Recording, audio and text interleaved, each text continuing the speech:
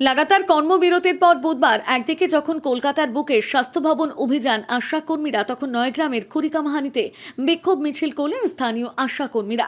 শ্রমিক সংগঠন AIUTUC অনুমোদিত পশ্চিমবঙ্গ আশা কর্মী ইউনিয়নের পক্ষ থেকে এদিন বিক্ষোভ প্রদর্শন করা হয়। দাবি তোলা হয় ন্যূনতম 15,000 টাকা বেতন করতে হবে, বকেয়া সমস্ত টাকা প্রদান করতে হবে, কর্মরত অবস্থায় মৃত আশা কর্মীর পরিবারকে 5 লক্ষ টাকা প্রদান করতে হবে। উল্লেখ্য, এই সমস্ত একাধিক দাবিতে রাজ্য জুড়ে আশা কর্মীরা কর্মবিরতি পালন করছেন।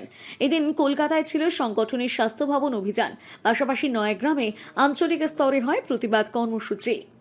প্রশাসন দিয়ে আমাদের আন্দোলনের কন্ট্রোল করার চেষ্টা করা হচ্ছে কেন? পুলিশ মন্ত্রী জবাব দাও, জবাব দাও। আমাদের বিনা পয়সায় অনেক পরিশ্রম করানো হচ্ছে কেন? জবাব দাও, জবাব দাও।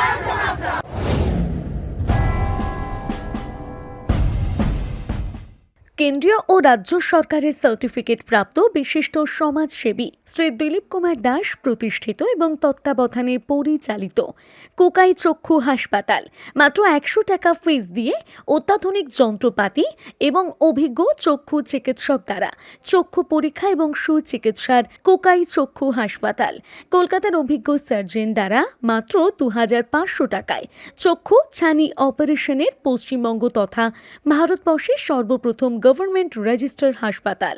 দীর্ঘদিন আপনাদের সেবায় নিয়োজিত কোকাই চক্ষু হাসপাতাল নিয়ে এলো এই প্রথম এই পরিষেবা।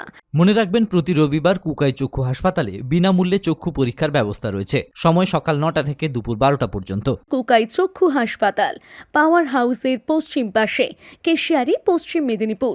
মোবাইল 9732748132 অথবা 9734690542। নিজেকে আপডেট রাখতে ফলো করুন সানন্দা নিউজ।